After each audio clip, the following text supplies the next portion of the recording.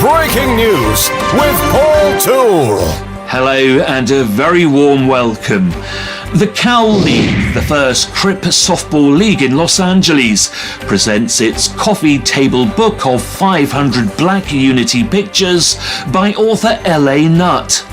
The Cal League uplifting families, communities, and ending the sickness of gang violence that has plagued black communities for over 50 years. The Cal League players, former Crips on 11 teams, backed by their communities, create a safer environment for all LA communities. That's all for now. Thanks for watching. Until next time, goodbye.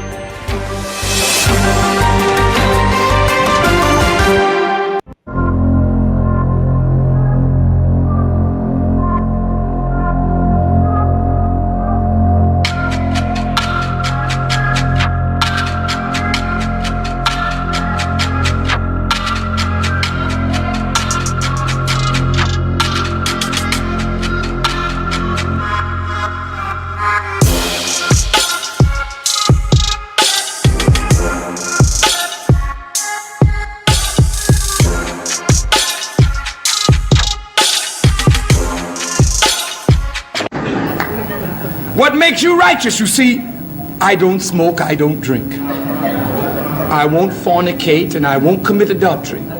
I don't smoke dope. Go ahead, brother. Go ahead. And I say all my prayers every day.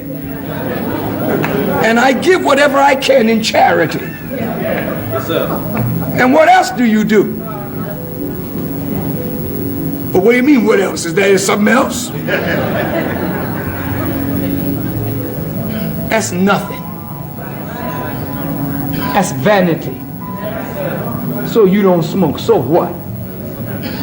So you don't drink. You don't use drugs. So what? What are you doing to better the condition of others? What are you doing to reform where you live? And if you do nothing to reform society with the knowledge you have received, then you are guilty of concealing knowledge. If you're black from any other country, you're doing way better. If you're an American black person, then you're a lazy piece of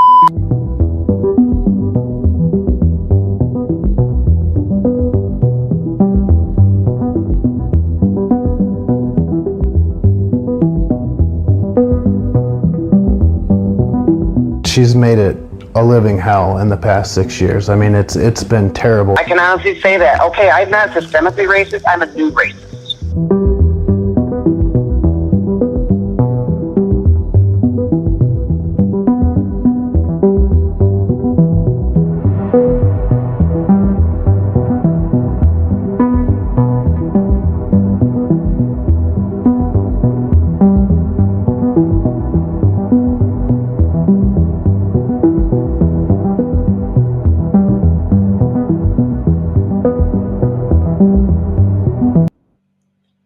See, welcome to the show. I'm your host, Dr. Crip. Welcome back, man.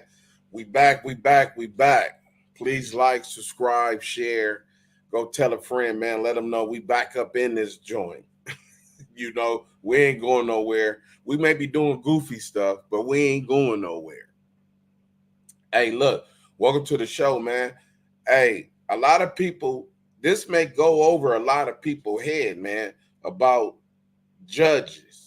Let me tell you something. When the peace process comes, it's going to come in many forms. It's going to be coming in forms of arrest. It's going to become forms of suppression. And it's going to be coming in forms of God. So depending on what end of the peace process you on, is going to determine, you know, your outcome. Because it's the streets. The young ones is turned up. And people think they not ready to go, but they ready to go, man. You know, they just waiting. So you're going to have to figure out a way to deal with that. But some people you know, when they really want to talk to some of the young homies or whatever, they need to let some of these dudes know, hey, homie, I'm gonna give you some good advice. You know, you could take it. You could take it if you want. You know, whatever. But don't be trying to fight a hot one with a public defender, my nigga. Don't do that. You feel me? You better take some advice from some people that you done seen that got out. You know, they had to pay. You know, so it's already bad enough that, oh, you got to deal with a judge like this. You feel me? Let me tell you something. I had a case. I don't know if I said this before on this case. I had a case, right? Now, Pete, I think I did tell this story before, but I don't know if I told the part with the old man and the karma and stuff like that. Well, I had a case when I was grinding at the motel. I had a case. I told the homie, don't turn up in here. He had just bought a chopper. And I said, don't turn up in here. The brain. I told him, brain, don't turn up in here. Little brain. I said, don't turn up in here, man. You know, and I left my phone in his car when he came to pick me up because I was going to buy a car. So when we was coming back, we left because my car salesman and little brain, they want to buy a Tommy gun. You know, he started talking about a Tommy gun. I'm like, man, I'm here to buy a car. I don't give a fuck about no damn Tommy gun. I'm trying to buy a car, you know. I got like 7,500 on me or something, man. Give me a car, you know. I need a car. So they start talking about the chopper. So he want to get rid of this chopper bad. I guess he wanted out his house. I don't know what's going on with him. So he said, come on, man. He said, let me go sell the chopper to you, then we can come back. So we drive all the way to A-Trade Gangsta Hood to get the chopper. We drive to A-Trade Gangsta Hood, get the chopper. The chopper's in the van with us now. So I'm like, hey, man, drop me back off. You feel me? Because I don't want to ride around with no chopper. And let's get up out of here before I end up having to use that goddamn chopper. So we drive back to the motel. So now as we pulling up, I tell him, hey, man, don't turn in there. Just turn on Century and drop me off right there. So I get out, go to go in my room or something, go look for because I got a rent-a-car, go look for my rent-a-car. Keys then fell out of my pockets, them type of sweats. And it fell out of my pocket. So they fell in the car. He ain't went nowhere. He around there sitting in the park because he's trying to do a real quick play with the chopper. So boom. I called him. I say, hey, man, where you at? He like, I'm in the park. I'm like, man, I left my keys in there. Check to see. He checked. Yeah, I got them. I said, damn. Let me see. He said, man, I'm going to bring it around here. I'm going to bring the kid around here because he said 20, 30 minutes. He going to come get the chopper 20, 30 minutes. So I'm going to bring the key to you. All right, for sure. So I hang up the phone. Now, as I'm sitting there, when I hang up the phone, I said, I wonder, do I got to tell this nigga, as smart as the fuck he is, this nigga is a genius. Do I need to tell him not to turn up in this motel? Do I need to tell him that? He know this the hottest motel in the world. Nah, he ain't gonna do it. So I'm sitting there.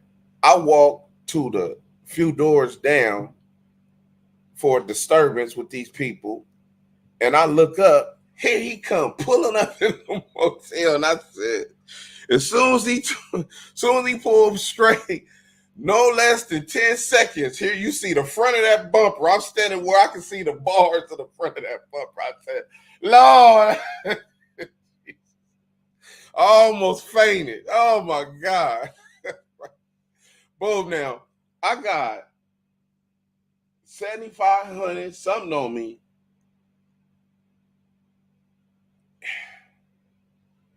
I'm standing there and I'm like, what the fuck? They already out the car. Don't move. Putting us in the car, search us, weed, trunk, on the hood, money on the hood. I'm like, man, what the fuck? Put us in the car. I'm like, I know. I'm like, they searching. Oh, one of them jumped back. Oh,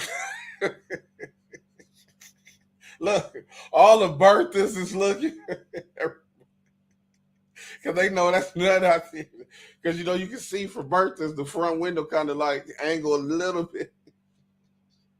It angles, but they didn't all see me get out that van and all that. So they know that van is connected to me. So Berthas is across the street looking, everybody is right there. And they come out, he pull out the chopper, he hold it in the air like Lion King. He like, yeah. They take it and put it up. Boom. I told them the motel, they the manager. They smoke, they doing all kind of stuff. They run the motel. They don't even have keys to my room. I run the whole motel. I got keys, the master key to every room. They don't even got it. And I told them, whenever you see me get in trouble or whatever, don't worry about it. I got this. I don't need y'all help, so don't help me. What's the first thing they do? Oh, he works here. He done already went silent. The brain done already went silent. They come and talk. What's your name? Ooh, he ain't said not one word. He shuts down. So now they come to me. Hey man, look, everybody say you work here. Woo woo. Yeah, man, woo woo. I'm like, yeah, man, I ain't got nothing to do with this. I don't even know this guy. You feel me? Let me out this motherfucker. Woo woo. He like, let us search your room. I was like, man, I ain't got nothing in that room. They was like, ooh, they trying to find the key. Little do they know the key is put up in the cover. They don't know nothing. Y'all ain't getting that key. I'm like, man, woo, listen, authorize us to go in the room. We search the room, don't find nothing. We out of here. Hell no, nigga. 4.5 and a 38 in there, nigga. Y'all ain't going in there. Ain't no way y'all going in my room. I'm not signing nothing. Man, we got to take you if you don't sign. And then, oh, Jesus. No, man, let me out. Like, he work here. All the workers, the Mexicans, he work here.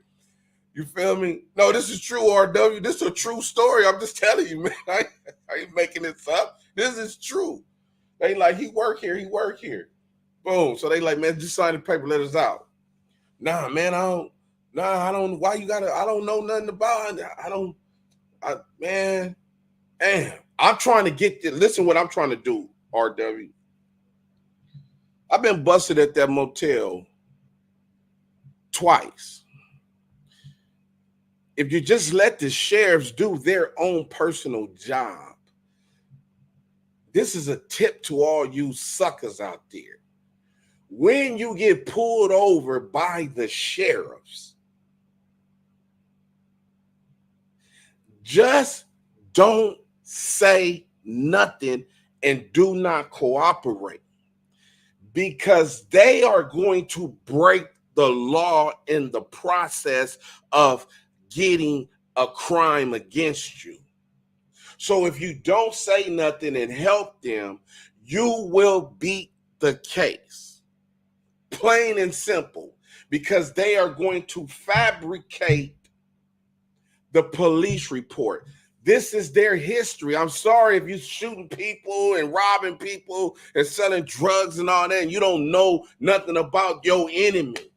Understand the game. So I say no, because I want them to go in there illegally. That's what I really want. Kick the door in, because that's the only way I'm going to get out the back seat, is to really go to jail, go to court, and get a dismissal. Eventually, you know what I'm saying? After I bail out, the case will be terminated because they don't have a police report. Boom. So, and once they do that, once you see the crime go, remember this, little girls and boys, when you get pulled over by the sheriffs and you see something illegal happens to you, and you know that that is the sheriff that does it, all you have to do is say, hey, can you give me your card? They have a card in their top pocket. I need your card. That is all I want from you. Or if you refuse your card, I want to see a sergeant and all that other stuff. 9 out of 10, 10 out of 10, they're going to give you that card in the pocket because they don't really care. They think you don't know the law. They think you stupid anyway. So boom, they didn't go for it. You feel me? I cost green, what to do? They didn't go for it. So now, guess what? I'm stuck with little brain.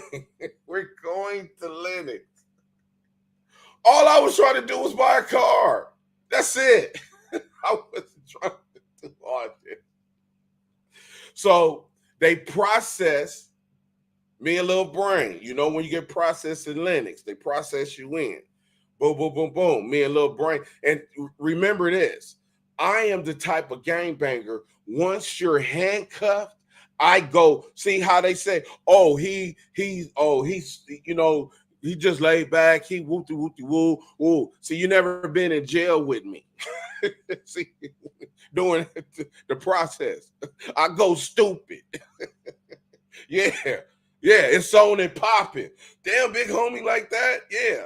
Not in the older years. You know, when I was with baby DJ, I was scared. When I was in the thing with him, I was terrified. I was trying to get away from him the whole time I was in the county. I was trying to get the hell away. I'm talking about back in the day. Boom. Because once you get handcuffed, you're going down. All that bail and all that, you got to just get to a phone. Don't worry about that. Any nigga go to jail with me and you keep talking about, man, I got to get out of here. Man, I need bail, man. Man, you better shut up, punk. Don't you see them niggas over there plotting on us? Man, you better calm that shit down. Shut up, nigga. Man, you see them over there? You talking about bail getting out and all that scary ass nigga. You about to tell them what's happening? You gonna get a phone, nigga? Worry about them dudes over there looking at us, homie. You know, this the county. So me and Lil Brain, we getting processed. This is a true story. Listen, I don't make this stuff up. This is not my fault. Right? So we getting processed. I get on, whoever, we had the allies. We was beefing with no, not the allies, some dudes down the street. Just so happened, I know that guy mother used to have a beauty salon on our side of Western. You know what I'm saying? So when he said his mother, who was with the woo, this and that, because I used to be trying to flirt, probably not with her mom, but she was cool though, but somebody else that was up in there. So I knew all that type of stuff. So, you know, he got a pretty much of a pass. But while we sitting there, the police come dressed like a nigga off the street. And he say, whoop-de-woo, whoop-de-woo. Like, yeah, what's up? He like, hey man, we want to buy some more of them things you got. You got some more, we want to buy some. And I'm looking at him, I'm like, what? Who is it? What is he talking about? You're like, he really getting at us like he want to buy some more. Y'all got some more of them Tommy guns? Like, I want to buy all you got. Like, I'm like, He like, and he looking and shit. He looking at us like we crazy. Nigga, you the police? Nigga, are you serious? You whatever kind of unit you in, and look, you not definitely. Are you off duty now? I don't know none of that. What's going on? I ain't saying nothing. Brian ain't saying nothing. He like, man, I'm serious. He like, who is Whoopty Whoop? And he like, yeah, me. The Brian like me. He like, so tell your folks, Whoopty Whoop. Like, huh? Man, I ain't got nothing to do with what are you talking about? He said, man, listen, stop playing dumb, man. If y'all got something y'all want to sell, man, we'll buy them. You ain't got to go through all this shit. You know, we'll buy them. Like, he like, here, man, take my card. It was a fucking police card. Man, I don't want that.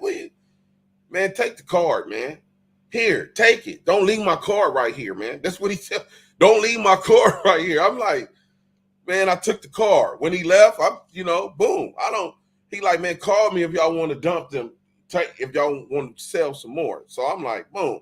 Now, Lil Brano's on federal parole. This is where it gets tricky. He's on federal parole right now at this time while we sitting in the thing.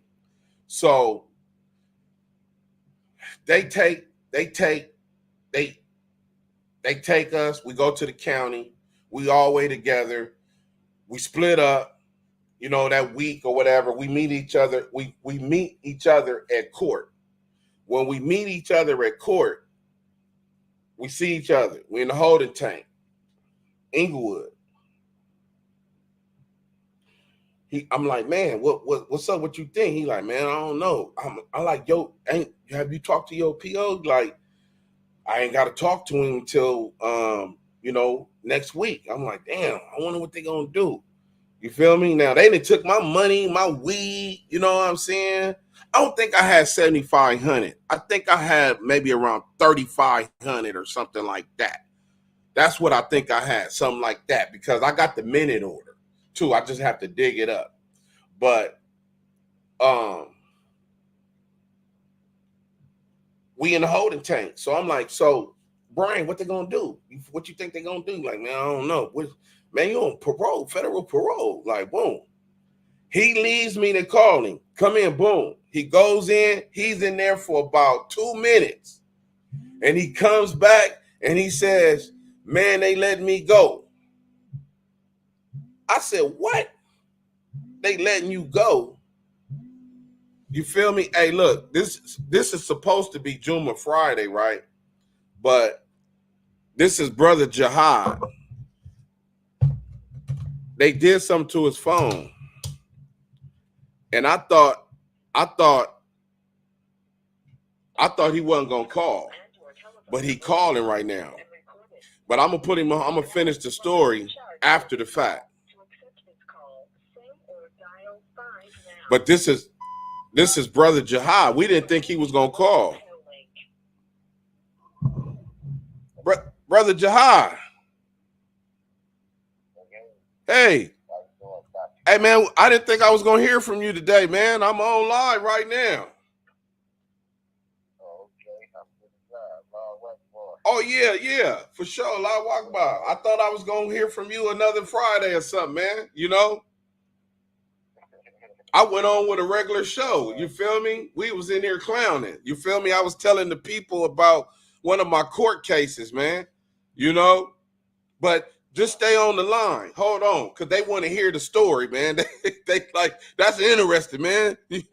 So just give me 1 second. Just keep calling me. If it go down, call back. But I want you to hear this story too, because I was saying how, because me and one of my partners had got caught with a Tommy gun. So now we seeing each other in the holding tank in the county. But the twist is he on federal parole, right?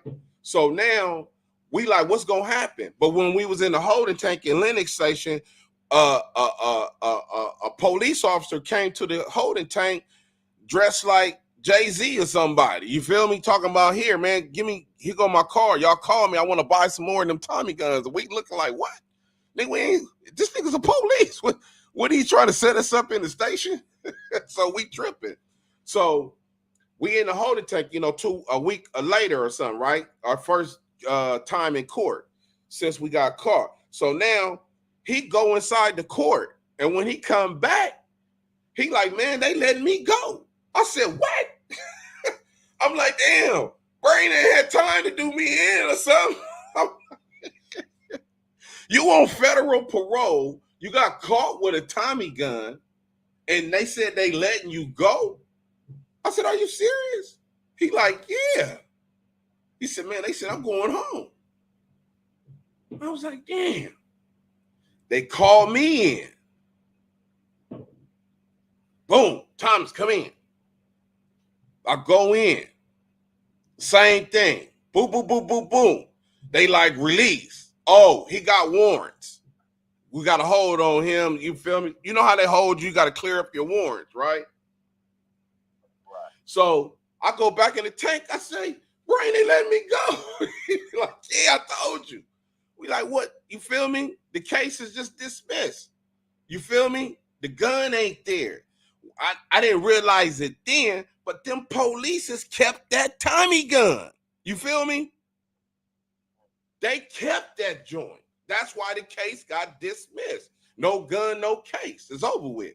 Boom. So now they took all my money though. So I'm like, damn. So I got to go do this time in the county. I go to the county. I think I got money on my books the whole time. Boom, boom, boom, boom, boom. The whole time they kept my money. The Crips in there looking at me crazy like I smoked crack because I ain't accepting nothing. I had a homie in there, woo, woo. So they like, you okay? No, woo, woo. No, I'm straight, homie. Woo, woo. My homies, when they find out I'm in here, they gonna woo, woo. Like, oh, your homies went to court, whatever. You know what I'm saying? Boom. So I'm like, I ain't tripping. So, you know how you telling the stories. I had 30-inch Dayton's. 30-inch Dayton's ain't even out at this time. You feel me? The stories you hear people tell it. Yeah, nigga, I'm a big one out there. You know what I'm saying? They like, okay. So, the homie don't come back from court. You feel me? So a day or two going by. So, I'm looking kind of shabby. They start plotting on me. Like, wait a minute. OG, he ain't who he say he is. You feel me? This nigga telling a good story, man. This nigga ain't no nigga like that out there. They start plotting on me, right? So as soon as they start plotting on me, a bag come to the window. My boy, the trustee, I think he was from Fortray or something like that. He like, hey, 9090. Boom, boom. I come to the door like, what's up? He like, here, big garbage bag full of all kind of shit. Start coming, trying to squeeze it through them bars. You know how you got to squeeze that through the bars. You squeezing it through the bars. Boom. So the whole dorm is like, damn. Like, whoa. I was like, nigga, I told you, nigga, I'm pushing the nut. Nigga, rolling. Nigga, what you talking about, nigga? Oh, you niggas better ban down, nigga. I took over the dorm, right? Nigga, I ain't gotta accept nothing from none of you niggas. Nigga, I'm from none. Nigga, my homies when they hear I'm in, nigga, they gonna send, nigga. Welcome to the county, homie. All that big power talk. But what happened is that the homie had got caught up with the Hoovers because they was doing all the play coming from back in court. So now, I think that I'm getting my my money. So now the store comes. So I fill out the store, but I mess up the form and turn it in. So when I didn't get the store, they like, oh, this nigga back lying. He ain't got no money on his. He one of them kind of smokers, pressing his homies. So now they like, this nigga lying. So I'm like, what? I'm like, man, boom. So I do the money draw, and before I come back with the money draw, they move me. And when they move me, wherever they send me to, I spend the night over there, and then I get out the next day. You know what I'm saying? Because I went to court, in that little time. I got one of the tickets out the way, and one of them, sometimes sometimes you don't have to go to court. I forget what they call that, and you got to try. They like don't worry about it. They pushed it out for you, so I didn't have to go to court. So I got a release. So now when I get the release, I go to the window. Give me my money. And they like, nigga, you ain't got no money. You broke as well. Get away from my window. So I'm like, where my money at? These fools, they kept my money. So I walked from the county jail all the way to Adams and Fig, to the Popeyes. From downtown Los Angeles all the way to Adams and Fig, nonstop. Whenever time I got there, it was like, I don't know, 1 o'clock in the morning or 12 or something like that. So I called a homie, right? I called a homie, Tiny Dancer. He at the movies. He chilling. You feel me? I tell him, man, whoa. He like, oh, okay, for sure. He like, man, I'm gonna come get you. You know, he lying. Make me wait an hour and a half, 2 hours at the Popeye. You feel me? So he finally come get me. He take me to back to the room. So I go in the room. All my stuff is gone. You know, my cousin, she done kicked her way in the room. They ain't got all. They didn't rob me. Bam. So I'm like, okay, I gotta go get a room now. So I gather up some stuff, get some money, and I go on Western to the SEMA. So I'm sitting there, and I go to the police station. I have the smoker take me to the police station. So I'll sit and wait at the police station because I'm trying to find out about my money. So that process took a whole, maybe about 3 days. 3 days time. They kept giving me the runaround. You need to talk to this. You got to talk to this person. They ain't here. They not this and that. So I'm just sitting there. What I do is just get on their nerves. I sit there from like 12 o'clock p.m. to like 5 o'clock till they just have to talk to me like, you got to come back tomorrow. I do that every day. Until finally they say, man, look, the detective come. He said, man, you need to go get a minute order. It was in the morning. So I walked to Inglewood Court, straight down La Brea.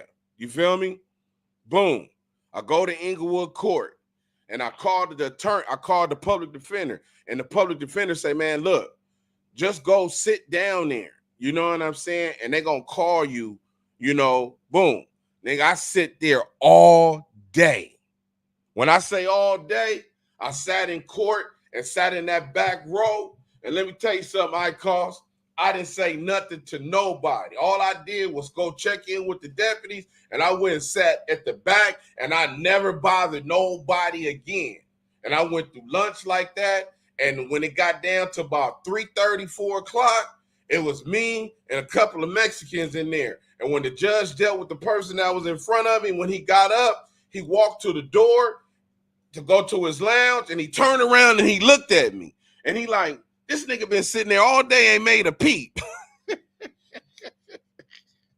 When he come back 15 minutes, he called the Mexicans, boom. When he finished with them, next case, he said, Thomas, he called me, and he said, okay, so I'm the last one of the day. He looked, he said, oh, you trying to get your money back. That's why you been so polite. Yeah. I'm trying to get my money back. I go through all kinds of shit. They made me fight for my money, but I get the minute order. I come back to the police station.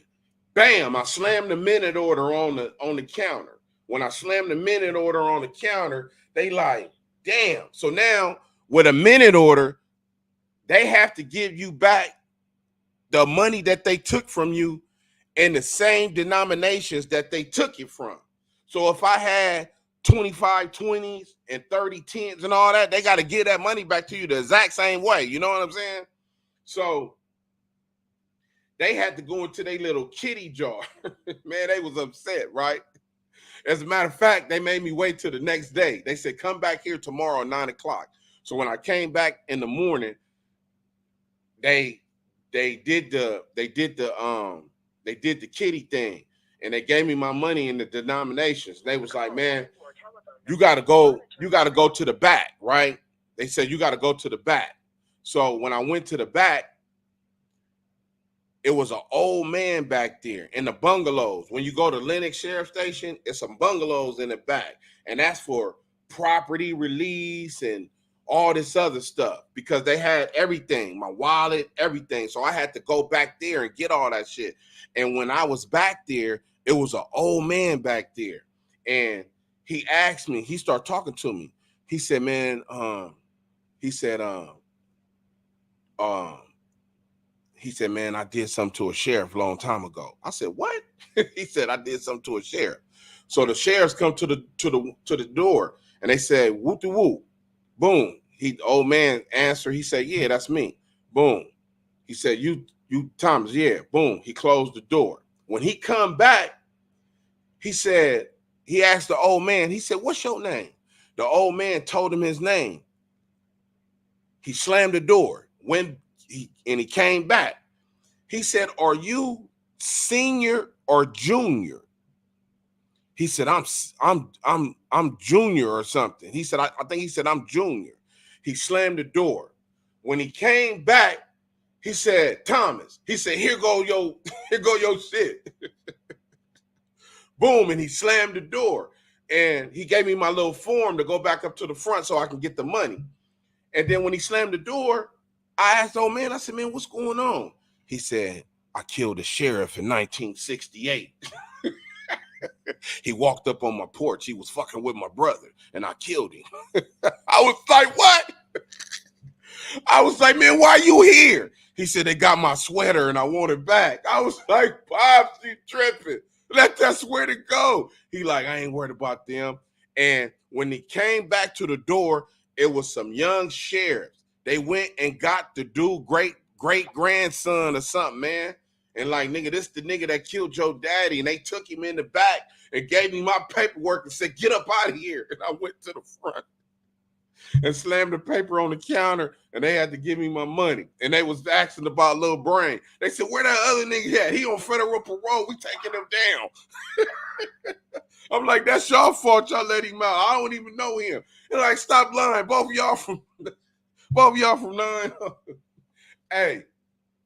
If you don't know how to play them judges, homie, if you don't know how to play the game, don't, hey, call back so we could, I'm gonna let you get it in, okay? And yes, sir. Call back, please.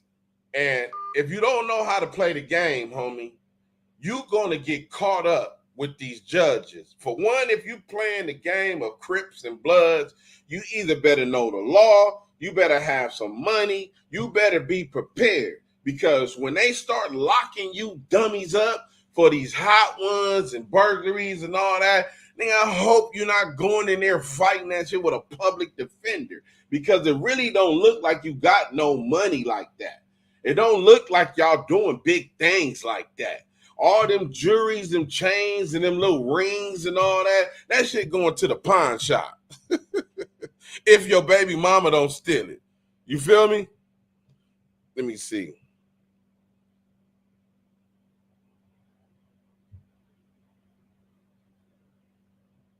In Los Angeles County, okay. Lancaster, California. This call and your telephone number will be monitored and recorded. You have a prepaid call. You will not be charged for this call. To accept this and man, this is Juma Friday service with Brother Jihad checking in from Lancaster Prison. Brother Jihad. Thank you for using Global Tel Link. Brother Jihad. Yeah. What it do, man? I'm here. Yeah. I'm here, Doc. Man, let's get this in, man. You feel me? We open up real quick there. Alhamdulillah, nahmaduhu, wa nasta'inuhu, wa nastaghfiruhu, wa na'udhu billahi min shururi anfusina, wa min sayyiati a'malina, man yahdihillahu fala mudilla lahu, wa man yudlil fala hadiya lahu. أشهد أن لا إله إلا الله وحده لا شريك له وأشهد أن محمدا عبده ورسوله يا أيها الذين آمنوا اتقوا الله حق تقاته ولا تموتن إلا وأنتم مسلمون. That is the way that the Prophet Muhammad sallallahu alaihi wasallam used to open his sermons. Oh. And then I'm gonna elaborate on the reason why I opened up like that. But let me roughly translate it in English. It says, all praise due to Allah. We seek his aid and his assistance. We seek refuge in him from the evil of our own souls and the evil of our bad deeds. Whomever Allah guides, no one can misguide him. And whoever Allah leaves astray, no one can guide him. I bear witness that there is no deity worthy of worship except Allah alone without partners, and that Muhammad sallallahu alaihi wasallam, may the peace and blessings of Allah be upon him, is the slave and messenger. O you who believe, fear Allah as he should be feared, and die not except in the state of Islam, the state of submission. This is the reason why the end part was the reason why I wanted to open up with the way that the Prophet Muhammad. Yeah. This call and your telephone number will be monitored and recorded. The way that the Prophet Muhammad sallallahu alaihi wasallam, may the peace and blessings of Allah be upon him, used to open his sermons. It's because I wanted to share this one ayat with your brothers.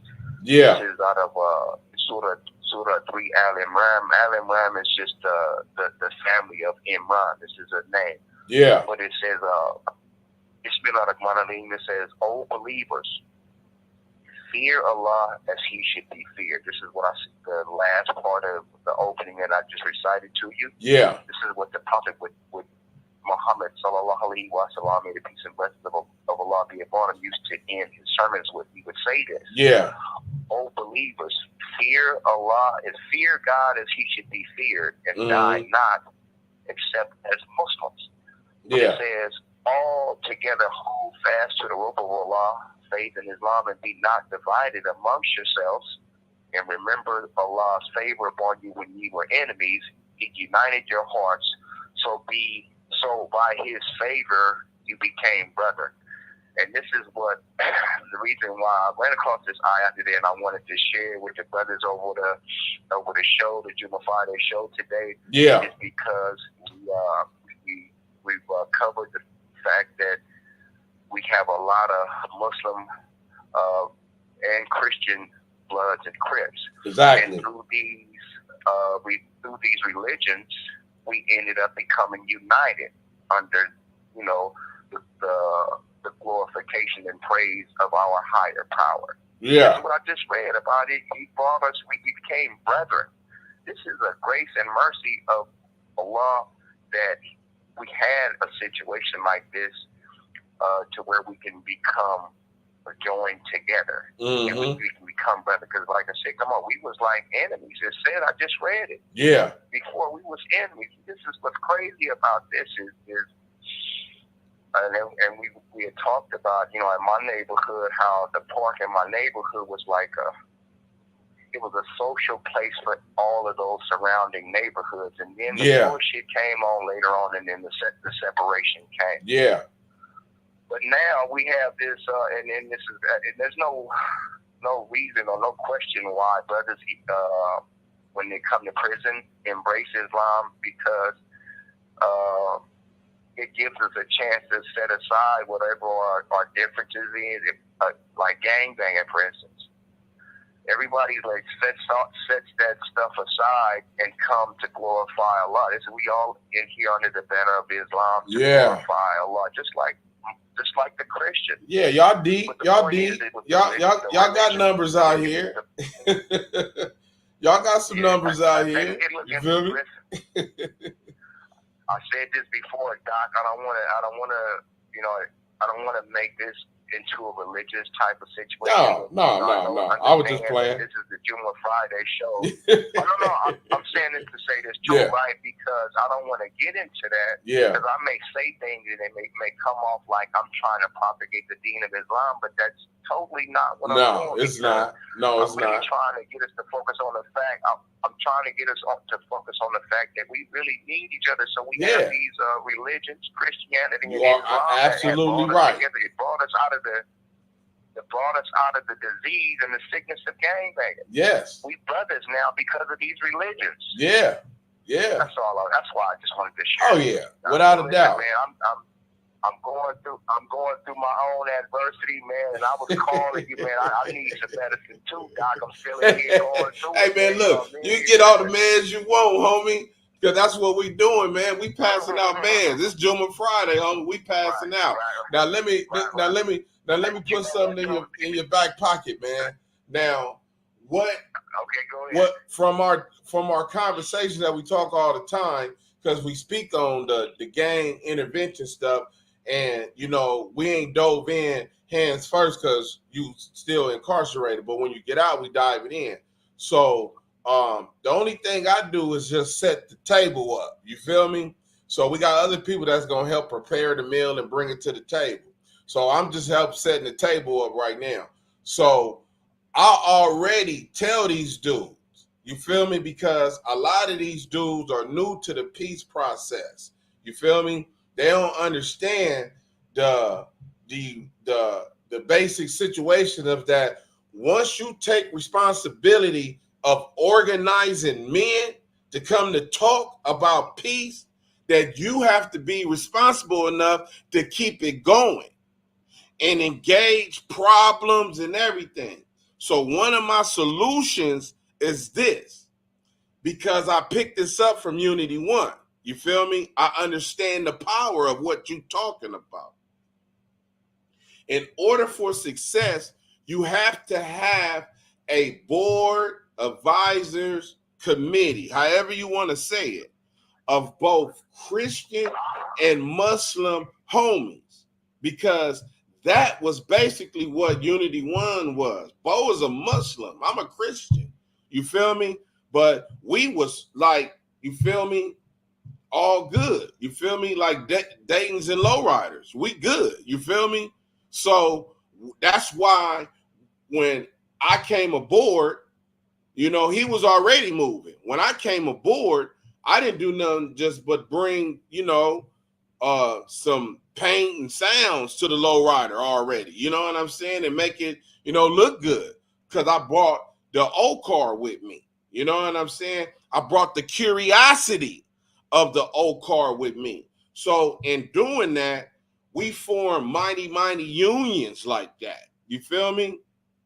Real mighty, real unions, man. You know what I'm saying? So I got both Muslim homies, you know, and Christian homies. You know, one of my best friends is a Muslim. You know what I'm saying? So, and he tell me, you know, I got to do some of the stuff that he said when I be reading the Bible. You feel me? He like, man, just concentrate on these parts. You need to learn these parts right here. Learn everything, but learn these parts first while you ain't doing nothing. You feel me?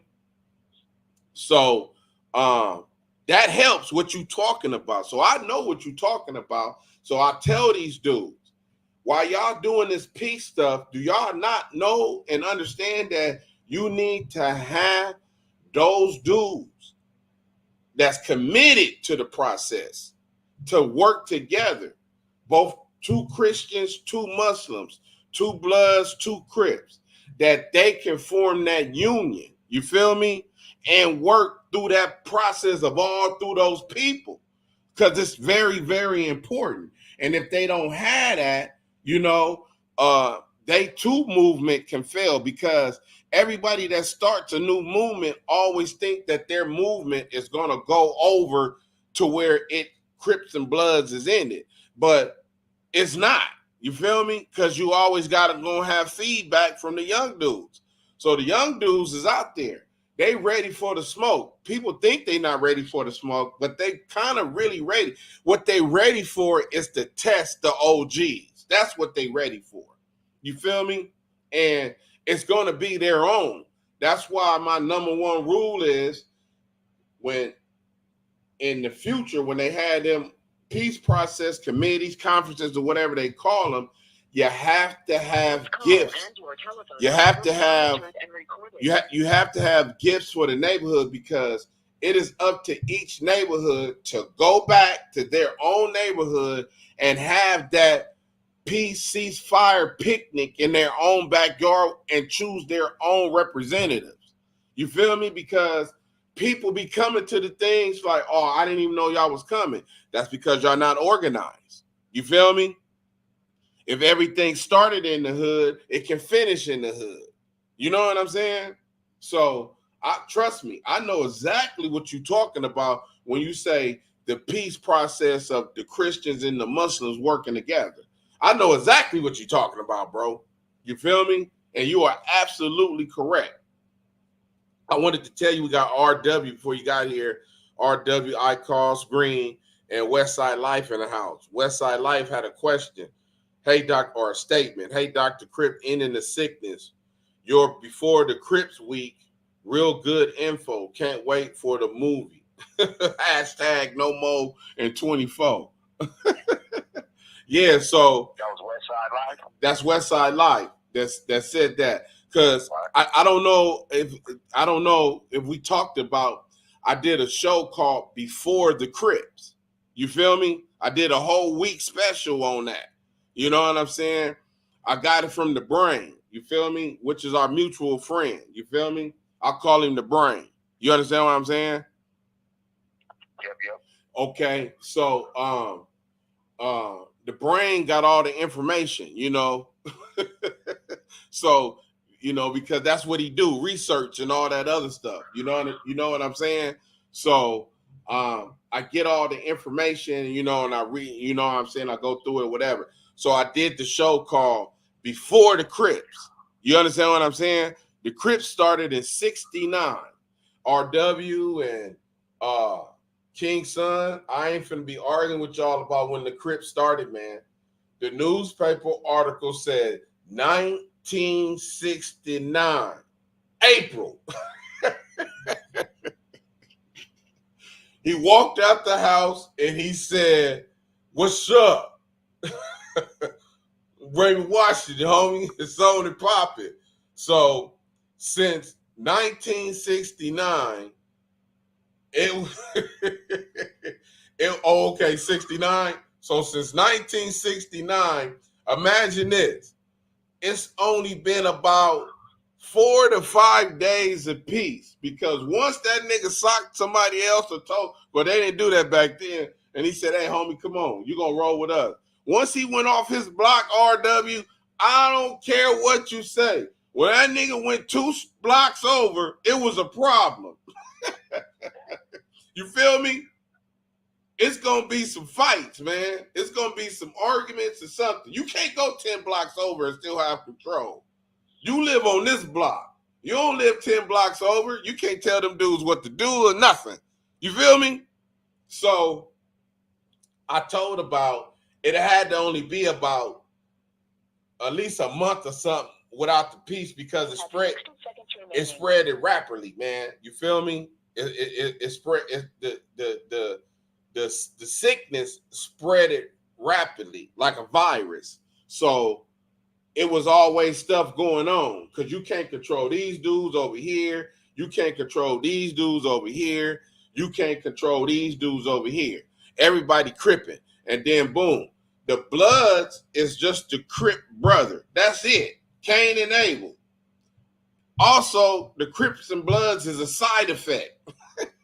Look, he probably hung up. He called back. You there, Mouse? No, I'm right here. Okay, I'm right here. brother. Yeah. Right, when the phone hang up, call back.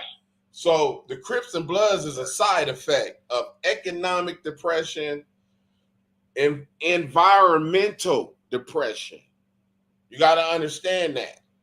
Environmental depression, keeping you contained in one spot. You feel me? Oh, now his phone hung up. Keeping them contained in one spot. Educational depression.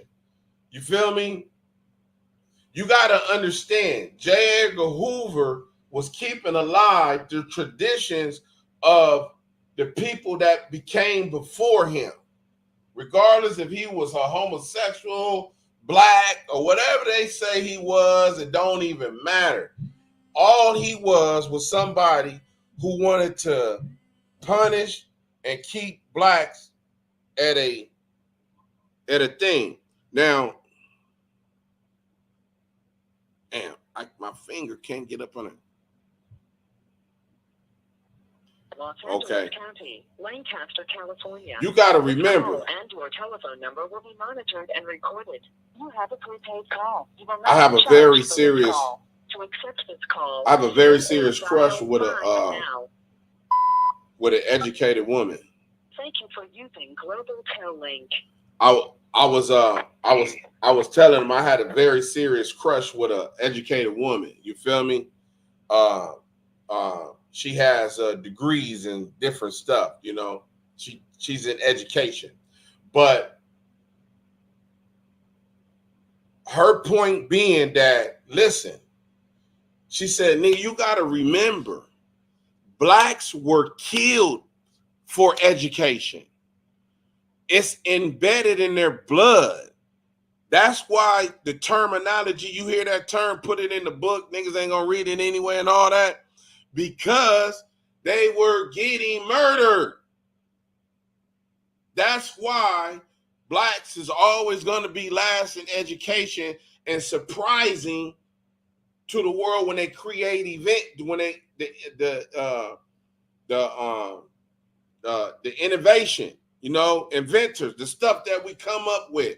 That's why it's always surprising, you know, because people didn't know that no nigga did that, because you don't read. Blacks don't read. You feel me? Blacks do not read. That's why that is like that. She like, you can't just take that away. It's embedded. You feel me? That's why you got certain parents here and there, you feel me, that push, hey, you gonna learn, you know, go to school education, you know what I'm saying? But for the most part of the whole United States, blacks don't push, hey, get your good grades and all that. It's whatever you doing. And your parents may be decent people, good jobs for the city, everything. They just make it's expected of you to go because it's free, but it's not a push and a demanded thing. You feel me? That you get because that's the condition that it come from, man. And I was like, take your clothes off. Because she hit me with because she hit me, you know, with the blows. You feel me? Like, yeah. Blacks were, you feel me? And that carries on with each generation of people. You got to remember, those same people that boycotted those kids and prevented them from going to school, they still alive. They in their 70s and 80s. They are still here. You feel me? Some of them have positions of power.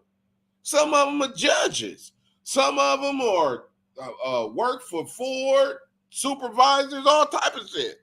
So they are trained to keep the foot on a black's neck, on his back. You feel me? That's how life is. You know what I'm saying? That's how it goes. That's why it's important to get education. You can't do nothing without God. Them dudes don't know that. And if they're not praying before each of those meetings, after those meetings, it's going to fall on broken spirits, man. And they don't understand the energy and the vibes that need it. Listen, man, this is why I tell everybody. Go watch the documentary Stack RW. You know about Stack Records? That's you. That's your time. Stack Records. You feel me? Otis Redding and all that, man. Staple singers. Go watch the documentary. These are the two documentaries I suggest everybody binge watch. These are my two favorite. I could keep watching them like the movie Friday over and over and over again. Stack Soulville, USA. About the record company Stack Records, right? And the documentary, Dear Mama, I don't care about the Tupac. He gonna be in it regardless. But I'm talking about Afeni Shakur. Learn how strong that this black woman was. You feel me? It makes you like AI. I want to create a woman like Afeni Shakur. You feel me? I want to tell. I want to tell AI to create a woman for me like a Afeni Shakur. You know what I'm saying?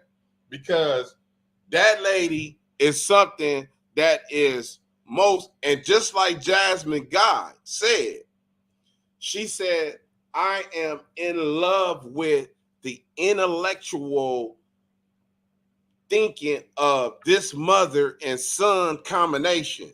She was in awe of that. You feel me? Whether you want to say Tupac was hitting Jasmine, whatever, that's not my business. But Jasmine Guy was a safe haven for both Afeni Shakur and Tupac. You feel me? If you read the book, that Jasmine Guy wrote about Afeni Shakur, that's a great read. You need to read that book because she lets you know what's going on. This woman, man, ain't no ordinary woman, homie. You feel me? This lady is something different, man. You know? So it you need to watch those documentaries. You know what I'm saying? But I understand what you're talking about, Brother Jihad. I feel you, brother. You feel me? It is most important that you have the spiritual side of this peace process, because if you don't, catastrophe is just waiting around the corner. You feel me? It's waiting around the corner. It's waiting around the corner. You know what though? You know what I want to tell you? Because I didn't do a show the other day. Now look, I got so much stuff going on that sometimes I be slipping. I didn't, but I did want to talk about this. That he said, and you know what? I was doing some research on it too. They're trying to keep it under the blanket. There are so many deaths in the state of California due to fentanyl overdose with prisoners. It is outrageous. So they killing people in prison and out of prison. And if y'all think these recreational drugs is recreational, you're going to find yourself in a coma. So for all the big homies and the little homies out there that be going, man, be careful. You feel me? Because the wrong sniff or the wrong swallow might be your last. Because they have not let up on the fentanyl. What they've done is that they took it off mainstream America and they stopped reporting on it. You feel me? Because they like, look, because they with the depopulation. So they like, that's part of the process of the depopulation. You know what I'm saying? Of taking people out. So while niggas out here distracted by all these OG stories, people talking, what's going on with this nigga, what's going on with him, and they beefing, and they squab meat telling, all this and that, they steadily sliding the stuff up into your pills and your powder and your Molly, you know what I'm saying? And people is falling off every day. And they thinking, oh no, I ain't worried about that. I ain't got that plug. But you don't know where your plug get his plug to where his plug come from. You feel me? And they popping it. And Shorty McGriff, what up? What it do? So they popping it. You feel me? They popping it. So you gotta be careful, homie. Now, that's amazing to me when you told me that is what I'm saying. I didn't know that people was ODing like that up in there. You feel me? That was pretty amazing to me, man. Huh? I said, yeah, for sure. And I don't know if I told you. Well, we talked about it earlier when I was telling you I just found out that eight people have overdosed and died in the last 3 months where I'm at. I don't want to say where I'm at, but that's with somebody, one of these free staff members that told me, but we don't, they don't publicize that stuff too much. But it's happening. Yeah. And I also 8 people overdosed. I also told you that they got this Narcan shit. They got it sitting out there in front of the medical building. So it's free. But grab it because they have it out there to prevent overdose, but they know that people are overdosing. This is why they're giving this stuff. They have this stuff out there in front of the medical. You take it, it's free for everybody. But the point is to prevent suicide. Overdose. Yeah, to prevent overdose. Like I said, that's what's happening. Yeah, on everything. Yeah. Wow. That's a trip. I guess they figure like they have to have the inmates assistant in preventing that as well, because we don't want to see anybody die. No. So they're gonna give us the tools we need to try to save somebody. But at least they making taking preventative measures to stop that from happening. But it is happening a lot. You know what I mean? 8 people. I'm not sure if they died, but they did specifically say overdose in the last 3 months. 8 people. Shorty McGriff. 1 month. Yeah. Yeah. Shorty McGriff. It seems like they would have Narcan in the prison. Yeah, that's what he's saying, Shorty. They got it in there on the yards now. So they did that because they had 8 overdose in the last 3 months.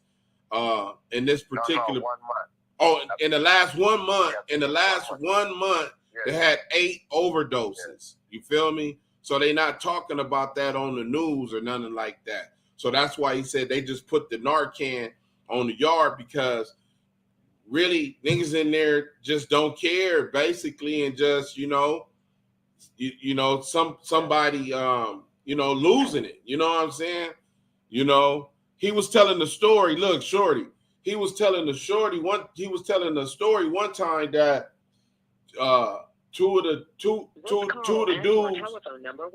dudes slammed at the same time, and they both went under. They both went under, and they brought one of them got saved, and when he came back, he went right back to getting high again. Nigga was talking about where it's at. He was talking about where it's at. They just pushed on his chest and all time. So I'm like, you know what's crazy, right? Yeah. You know what's crazy, right? Back in the days, and the homies, it would have been a removal. You would have got a serious DP and a removal. You would have got beat up. You would have got back in the day. They would have beat you up, kicked you off that yard. That would have been on your record every yard. See, they don't do that no more. They don't do all that type of stuff no more. How your prison record follow you and all that. They don't do all that. They don't really get down like that no more. That's what let you know that.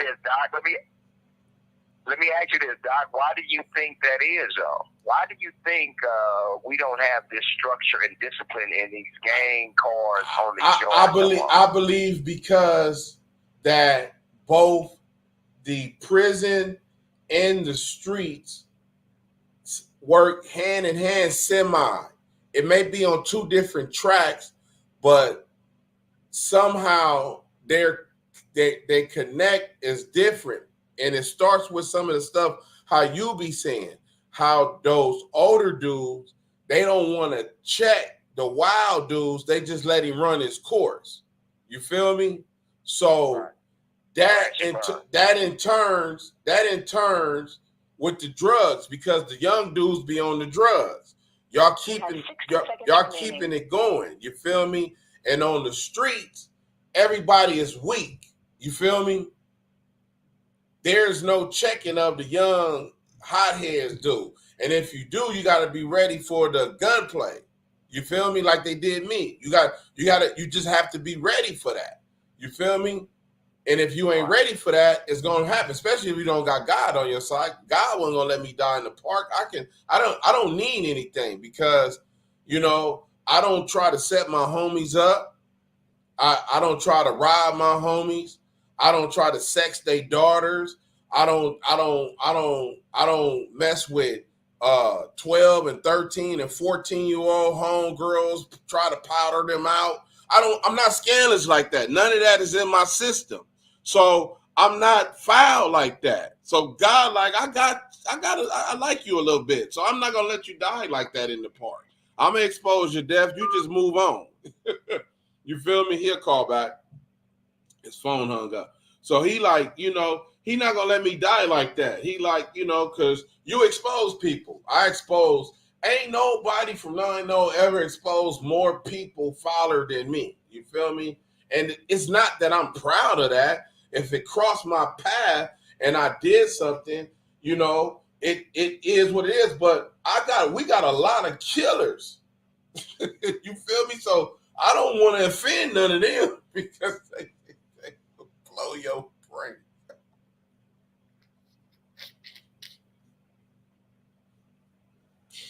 They will blow your brains out.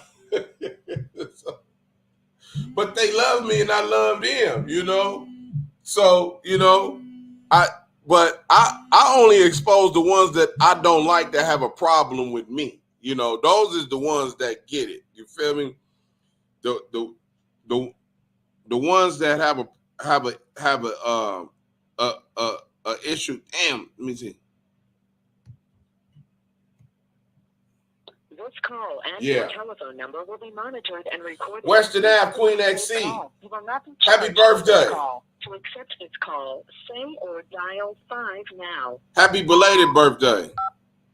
Thank you for using Global Tel Link. Hey, I was telling them, the people, I only expose the people that, that have a problem with me, because if you don't like me, you know what I'm saying? You have an issue, a serious issue, because, I ain't did nothing to nobody. You know what I'm saying? I don't have a crew, a clique, or nothing. I just have people that may get upset,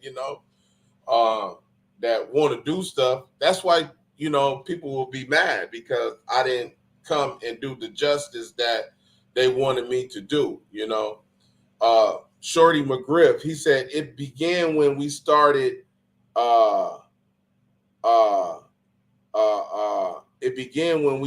saying you got to let him fall on his ass instead of us whooping his ass like the older generation did us. And you know what? That's a true statement. You feel me? Now, in this time, what's going on with what these dudes fail to realize is that these generations, if you 30, 31, all that type of stuff, 31, 32, all them dudes, everybody under 32 and all that type of stuff, if you under all that, all them dudes is the dudes generation of, they want to get their reputation off of beating up a big homie, shooting a big homie. You know what I'm saying? They're not getting their reputation from, killing ops and all that. You know what I'm saying? You may have went once, twice, and doing all that, but you really want your reputation like, hey, what blood? Hey, what's up? I don't care who you blood. What's happening? What's up, cuz? Nigga, I need that. Nigga, meet me in the back. Nigga, I need that. They want to get all that off the G homie. You feel me? Because he may be a little older, he may be a little drinker, a weed smoker, he might. So, but he still possesses power. He got the same power, he ain't never did nothing, you know what I'm saying? But y'all want to take that power from him because that's going to increase your name of who you are, you know what I'm saying? But you ain't even got 10 years from my hood. You ain't got 10 years from your hood. How you get to do anything? You feel me? You don't even got 10 years. And you want to be a shot caller. You want people to, you want to make the rules. So that's what's going on out here. I like how you said, Brother Jihad, why you think that is.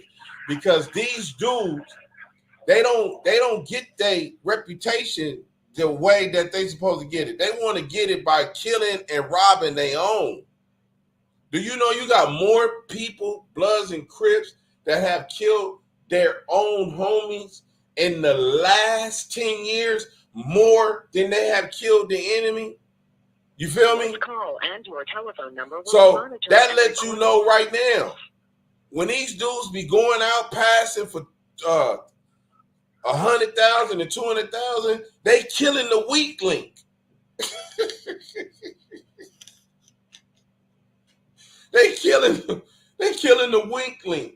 You know what I'm saying? And it starts when you stuffing and all this the cutting.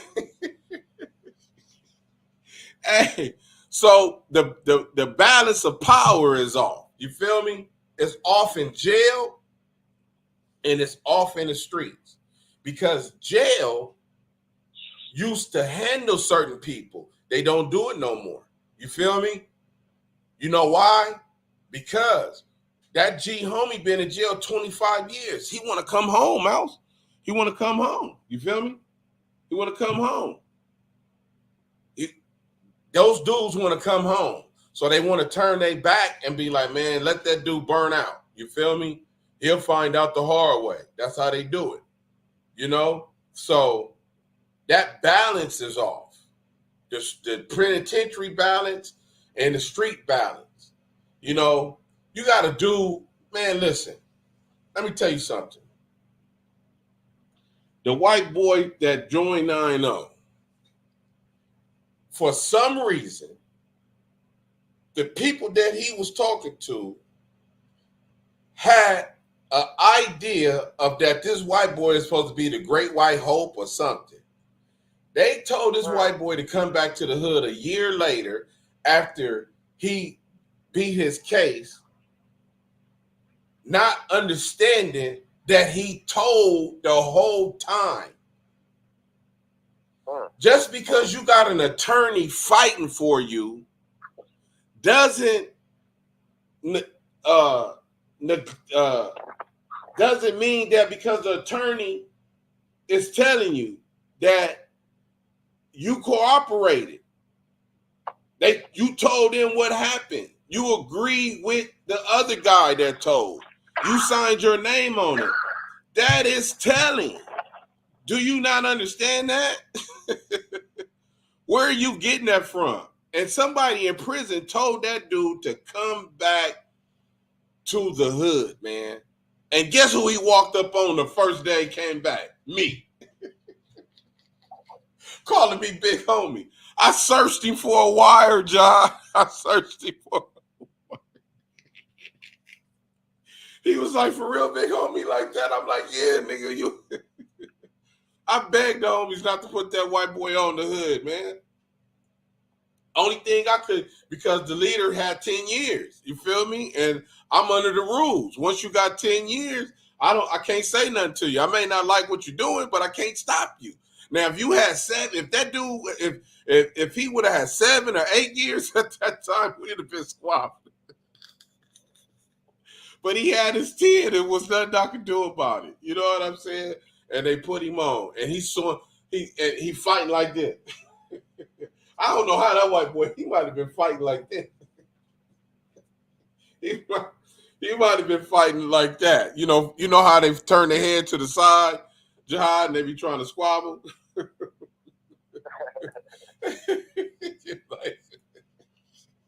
Yeah, so that's part of, to answer your question. That's part of what a problem is. You know what I'm saying? The homies in the pen is off sync, just like the streets is off sync.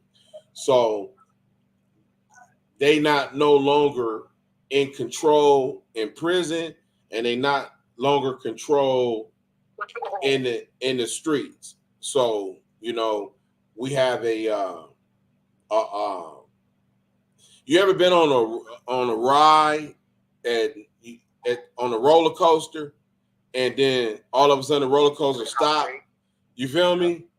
And they're like, what's wrong with the roller coaster? And they got to fix it, and they got to get the shit right and all that. That's what's happening with the Bloods and Crips. You feel me? It's not, the roller coaster is stopped. It's not working properly. It's not It's not working properly.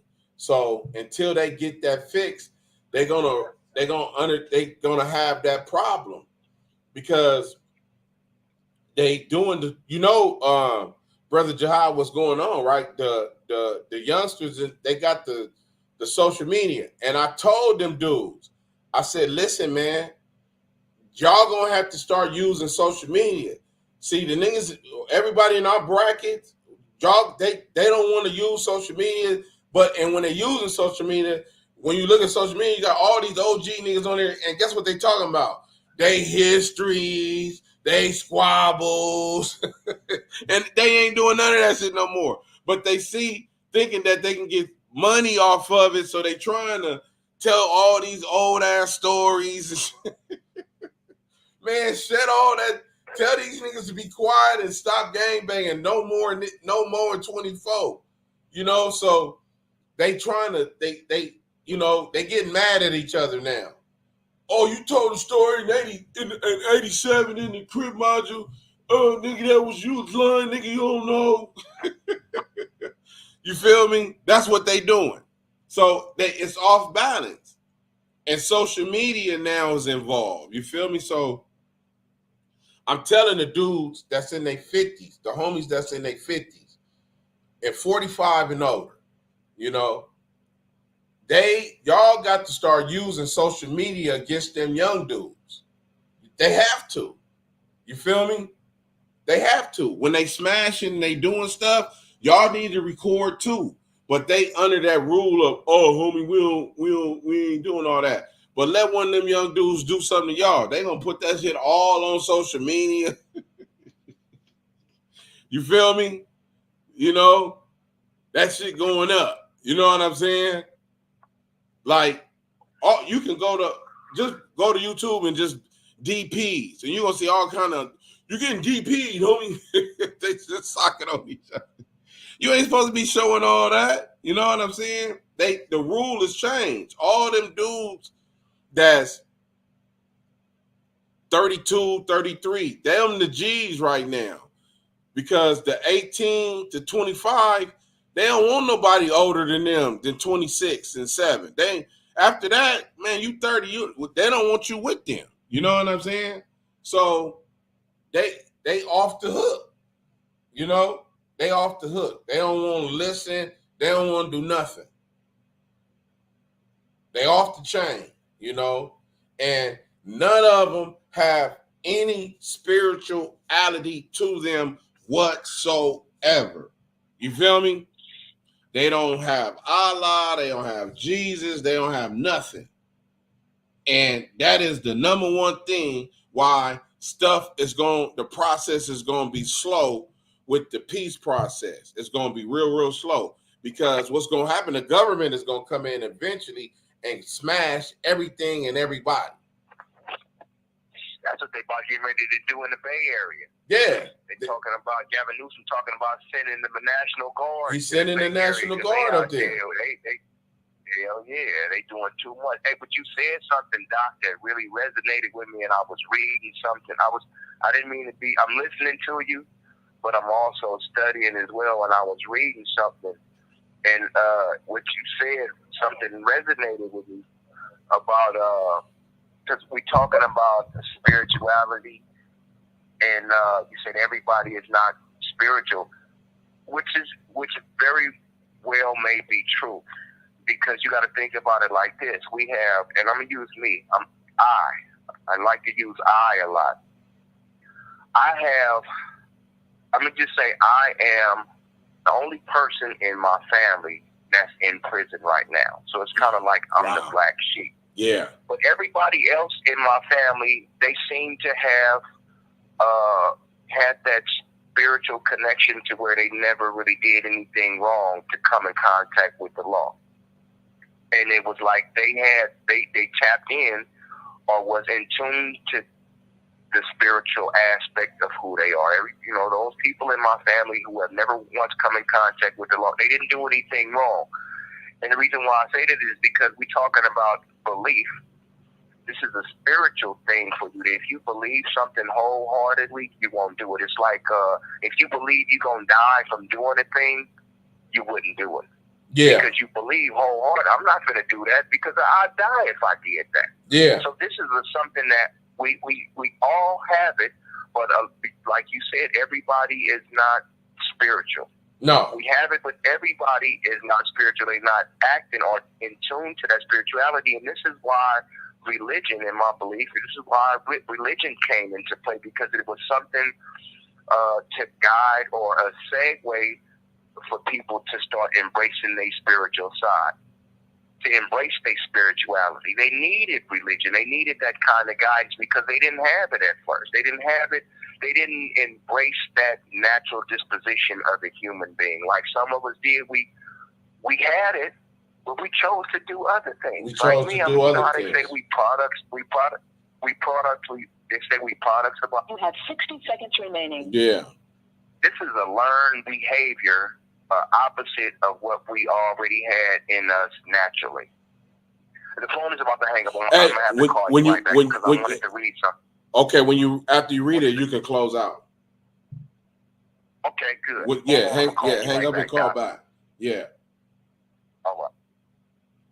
That's very important when they don't understand that. That's why I said at these peace conferences, these committees and all this other stuff, you got to have people that are 24/7 engagers. That you have to have a committee like that. You can't be responsible for setting the conference up if you're not going to be responsible for keeping the conference going and engaging the community. You can't have it both ways. You can't just say, "Oh man, I only did it because I had I'm a big dog in my hood, or I got stuff popping."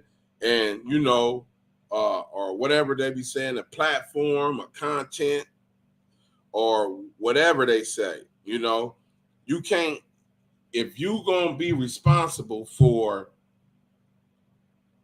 setting up the process, setting the thing up, making sure whatever, using your name, your face, you answering phone calls. If you're going to play that part of the process, then you have to play the whole process. You have to play the process of engagement. You have to play the process of negative feedback. You have to take on all that. You can't just say F them people and all that. I ain't worried about that, what they talking about. You can't do that. You have to do the whole nine. Let me see. California. This call and your telephone number will be monitored and recorded. You have a prepaid call. You will not be charged for this call. To accept this call, say or dial 5 now. Thank you for using Global Tel Link. Go ahead. Yeah, so I was reading out of this article. This is out of this was a paper that was written up for Ramadan 2018. But this is the same. It comes from that Dawa Ilah material that we started off talking about. The inviting people towards Allah and it being an obligation. But so it says 1 hour a day. Yeah. Well, me and you and I, we collaborate on the Jimmy Friday show. Yeah. We can't talk to everybody. We can't talk for 1 hour every day. But as for the individual, we can at least set aside 1 hour a day to try to say something positive or give somebody some encouraging words. This is what this means. At least 1 hour a day for everybody, for all of the Muslim and Christian brothers and sisters, homies, Bloods and Crips out there. At least 1 hour a day. Talk to somebody and say something good to them and give them some words of encouragement because it'll benefit you later on. Yeah. So what this says is, so it says time is our capital in this life. What they mean by that is, from birth to the time we die, we have this space between that. We don't know when it's going to be, but from birth to the time we die, we have this time frame. Yeah. And what do we do with that time. You were saying something a minute ago about the white folks, how they use like these institutions to keep niggas oppressed or whatever. But you know, one thing about the white man is they always seem to, they all about they people and creating generational wealth for those after them. The people, their family members. This call and your telephone number will be monitored and recorded. Niggas is not really thinking on that page. We're not thinking about our kids and grandkids and thinking about leaving something. We like to be, you know, out for self or whatever. But anyway, let me finish this.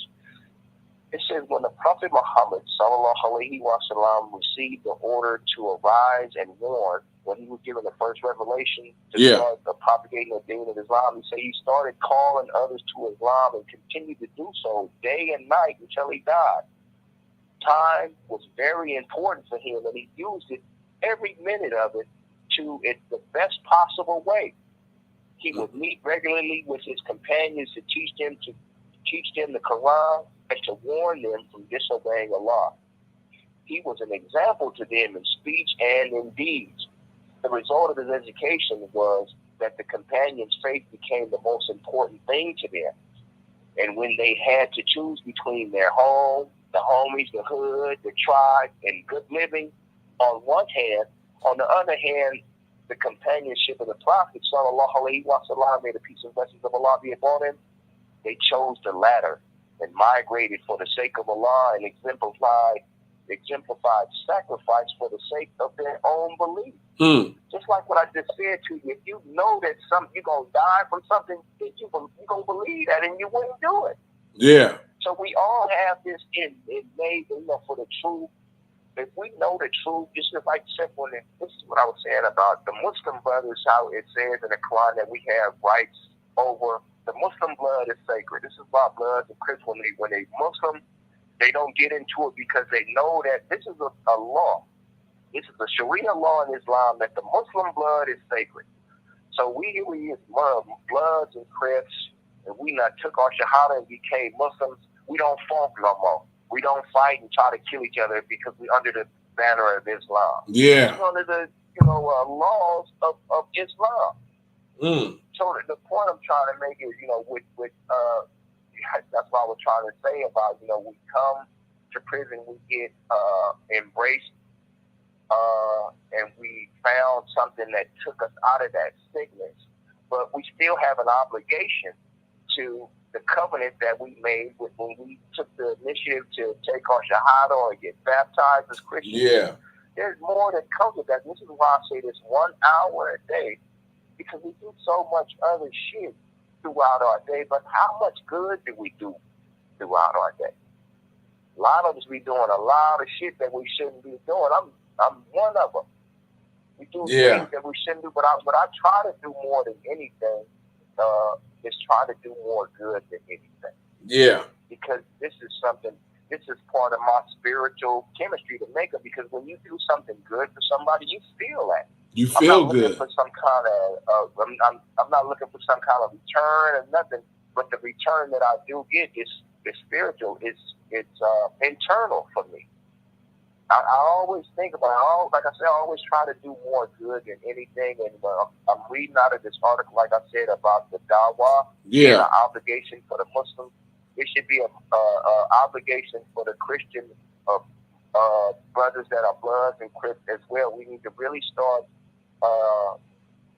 trying to strengthen not just our family relationships, but those relationships in our neighborhoods as well, because we're so low on the totem pole these days, and it seems like nobody is really realizing that shit. Yeah. So, with that being said, man, I'm going to go out and close out with al-Asr. Al-Asr ila insana lafikus ila ladina amanu wa amilu salihati wa tawasaw bil haqq wa tawasaw bis sabr. By the token of time, verily man is at a loss, except for those who do good deeds, those who exhort each other in patience, and those who exhort each other in truth. I'd like to give a shout out to all the Muslim brothers, Bloods and Crips out there. That's right. Talk about Tayyid. Yadi Kamula Hawaii usually hu balakum. May Allah continue to guide you, brothers, and make right y'all affairs. Alhamdulillah. Dr. Crip, man, it was a pleasure, man. Again, it's nice talking to you again. Hey, man, listen, I hope I filled your prescription, man. I hope I filled your prescription, man. If you run out of meds, man, just come back next Friday, man, and we can refill it. You feel me? Well, I'm going to do that anyway. This is my scheduled appointment time. It's all good, brother. But, you have a good rest of the night, brother. Assalamu alaikum. Wa alaikum assalam. Hey, that was Brother Jahal calling in from prison on his 20th year. He on his 20th year. What he say? The 20th year month it passed today. 20 years in prison. Now look, I told you, I got a homie that did 20 years in prison. Right, here we go. Oh, he did 20 years in prison. When he got out of prison to an $80-something thousand job. Right? Now, and for a crime he did not do. So when he got out, and I seen him at the store, and I know I kind of already knew, you feel me? And he telling me now, he's making all the rumors and all the other stuff come true. So I'm like, he like, yeah, woo, woo. Now he's sitting here talking about, I love all the stuff you be doing, this and that, man. And I'm sitting here looking like, man, you did 20 years and you got out with a job paying $80,000 a year. What the fuck are you talking about me for? Man, I'm in awe of you. I said, bro, you making me feel about this big right now. I said, cuz what the fuck have I been doing for 20 years? Yeah, nigga, I'm the one who started this shit. Yeah, nigga, I'm the founder of that bullshit, nigga. Who are you talking about? Fly Crippin' and all that. I'm part of that board, man, and all this. So I've been doing this shit for 20 years and ain't got shit to show. And here you go jumping out of jail with a master's degree and all kind of other shit. And I just been out here for 20 years. Man, if you don't knock it off, I said, listen, bro, I said, man, I don't want to see you no more. Because every time I see you, I have to remind him that this how big you make me feel like a man, man. With all the opportunities that my homies got the construction game and all that shit locked. Thousands, hundreds. As much as they wanted me in the and I done turned it down. My brother make all that money. I'm like, what? And I ain't never even worked with him. I'm like, man, I just been out here. Yeah, take a picture. Shut.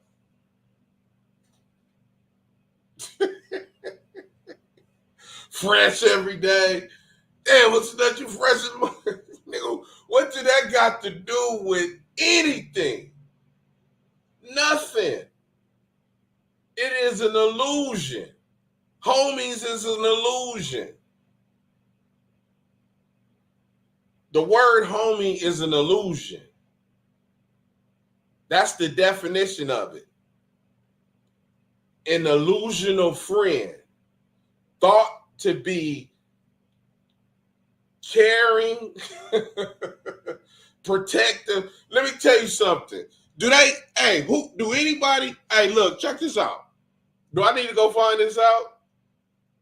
what is the definition of homie? Do I need to Google that? Is that in there? Because I'm about to change that definition. I am about to change that. I am finna take the word homie and fuck it up. And niggas is about to be mad at me because I can get that shit done. And I'm finna do it. Because homie does not mean this. No.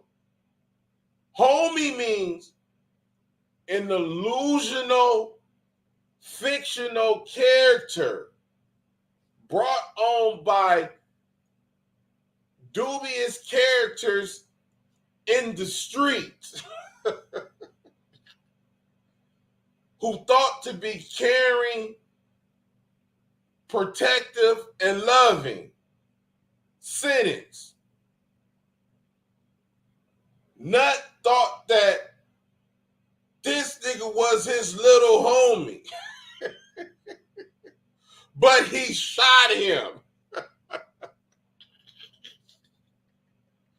Do you know I'm about to change what that word means? Who the fuck do I gotta call to change that shit? I'm finna change the definition of that word. That word does not mean love, friendship, or none of that shit right there. No, it do not. I am about to change the word homie. I'm about to create the new definition. That is a illusion. A character illusion of a friend to be caring, protective, and loving. An illusion. But really deadly and jealous and envy. That's what that shit means, homie. Man, where do I get this shit from? I am about to change that word in the definition. And I wish a nigga would stop me from trying to do it. Like, nah, that ain't what that means. Hey, nut, you tripping, homie. Nah, nigga, I ain't tripping. Because you ain't my homie. You not my homie. You set me up. You shot me. You broke in my house. You heard I was dead. You and you and you, my homies, y'all broke in my house. You was hugging my girl. You socked me because you was jealous because I had this. You was envious because I had this. You are not my homie. That is a made up word. It is an illusion. That word does not mean caring, protective, or none of that. That shit means jealousy, envy, and deadly. That's what homie means.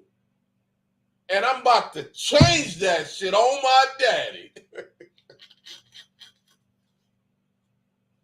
AI, who do I hit to change the definition of a street-made word? Who do I call about that? Because I'm changing that definition. Homie does not mean that. I'm changing that shit today. I'm starting the process.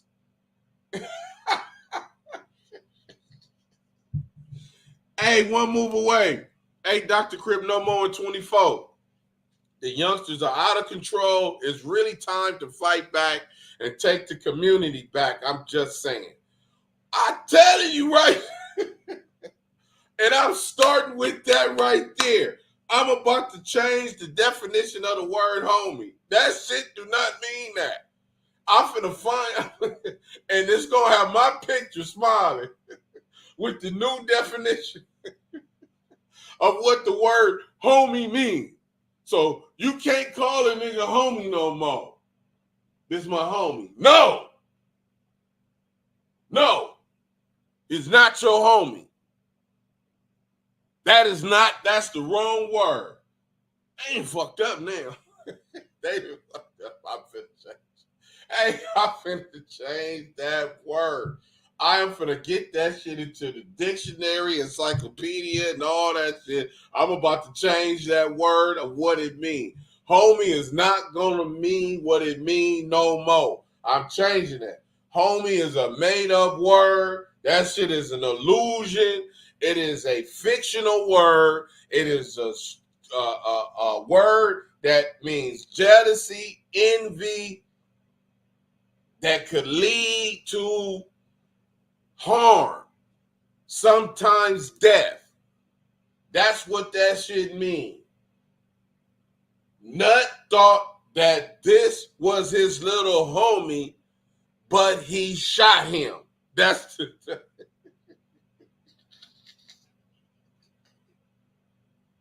I'm finna change that shit. I'm on it. I'm about to change that. You know, black people, we have the ability. Let me tell you something about black people. That's why I try to tell y'all to go watch the documentary Stacked. It is so riveting the way that they did this black or white-owned record company with this black roster.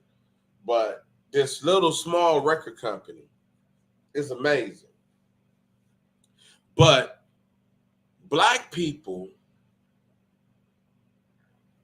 have the ability to create because their vibration and their energy is so powerful that it can change the way a culture, a trend, a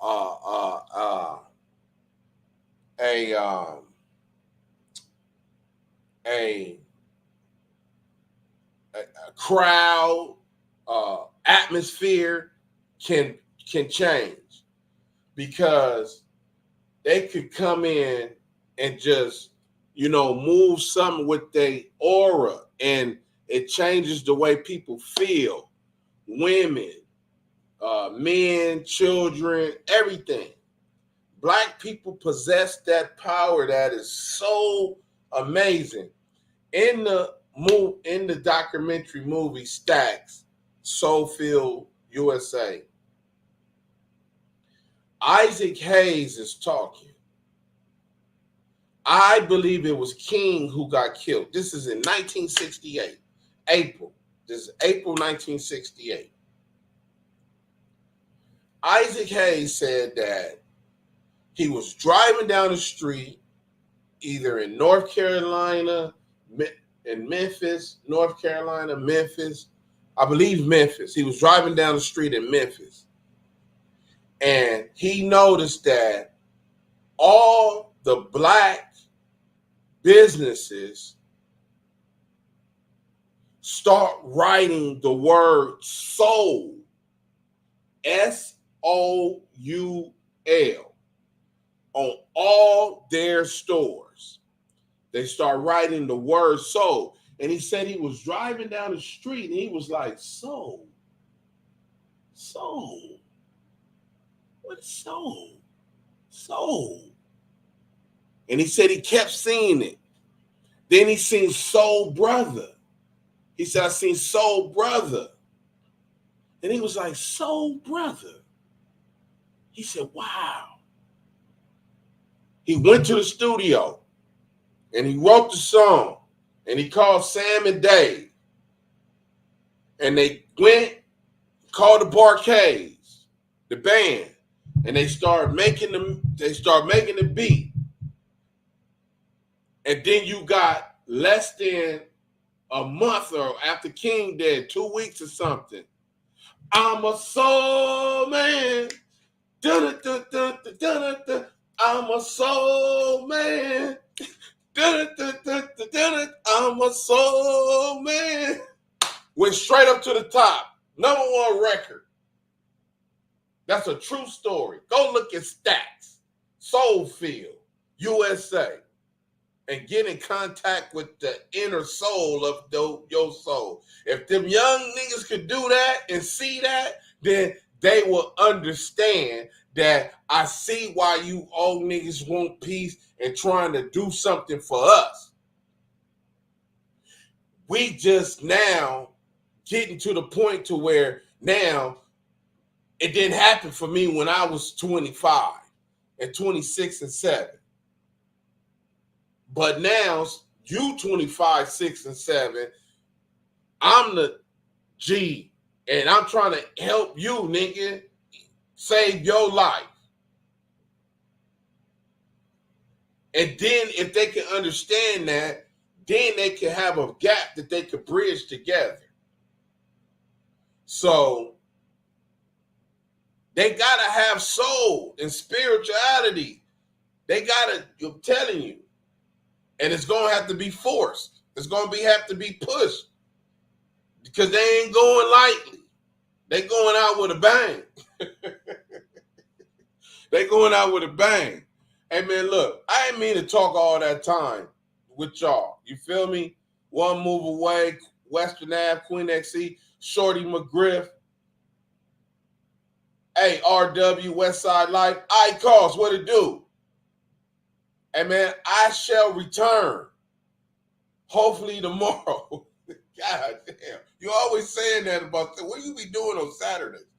Man, I be doing a whole lot. I shall return.